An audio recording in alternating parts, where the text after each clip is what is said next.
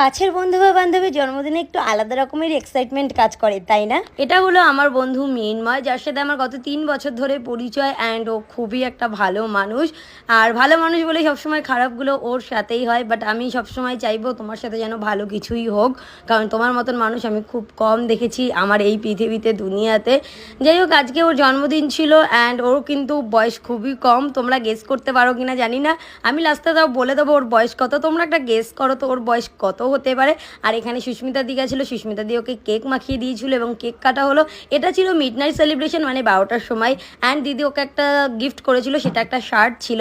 তো সেই শার্টটা আমার খুব ভালো লেগেছে, কারণ এই শার্টগুলো আমি ভীষণ পছন্দ করি। আর ছেলেদের আমার একটু শার্টেই বেশি ভালো লাগে, আর এই ব্ল্যাক অ্যান্ড হোয়াইটের কম্বিনেশন তো সব থেকে বেস্ট। আর এবার তো গিফটের পালা আমার, কারণ আমি ওকে নিজের হাতে কিছু জিনিস তৈরি করে নিয়ে গেছিলাম গিফট করার জন্য। এবার ও প্যাকেজিং দেখে ভেবেছে আমি হয়তো ওর জন্য ক্র্যাব নিয়ে গেছি। আগের দিন তোমরা যে ভিডিওটা